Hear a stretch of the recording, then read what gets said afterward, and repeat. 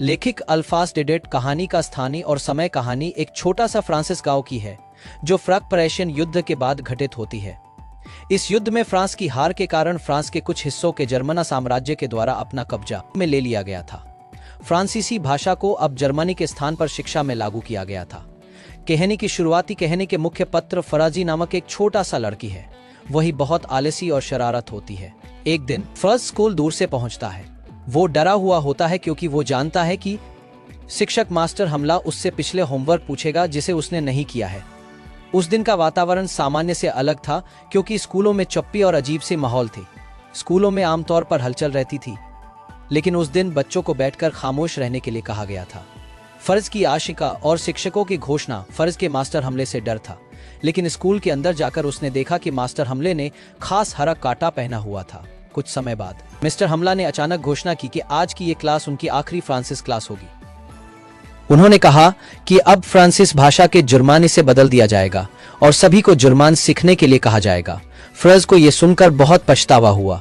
उसने महसूस किया कि अब वो अपनी मातृभाषा को नहीं पढ़ा सकेंगे और अपनी भाषा को इसे अनमोल धरोहर के खाने की गहरे देखी हुआ। भाषा के महत्व। मास्टर हमले ने बच्चों को यह समझाया कि भाषा केवल एक संवाद का माध्यम नहीं होती, बल्कि ये एक देश की संस्कृति और पहचान का हिस्सा होता है।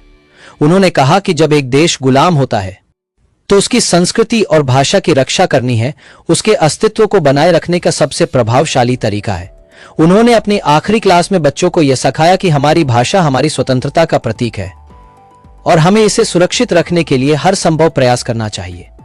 फ्रेज के पछतावा। फ्रेज का अब एहसास हुआ कि उसने कभी अपनी पढ़ाई के प्रति गंभीरता से नहीं सोचा था।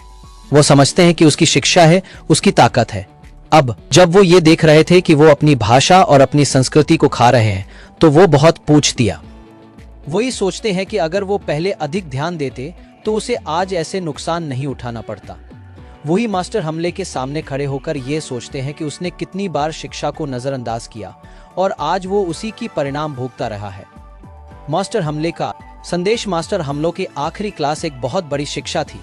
वो कहता है कि किसी भी देश को अपनी भाषा, संस्कृति और शिक्षा की रक्षा करनी चाहिए क्योंकि ये उसकी असली ताकत होती है।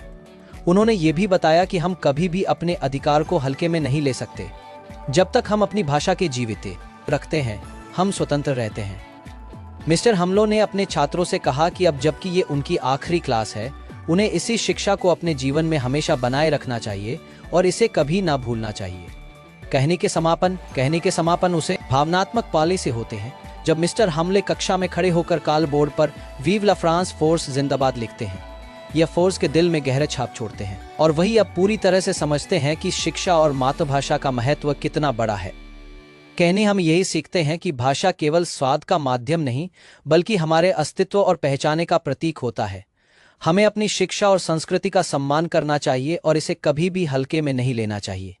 मुख्य शिक्षा, मॉरल ऑफ द स्टोरी। कहने से हमें यह महत्वपूर्ण शिक्षा मिलता है, भाषा और संस्कृति का संरक्षण, अपनी मातृभाषा और संस्कृति की रक्षा करना हम सभी का कर्तव्य है।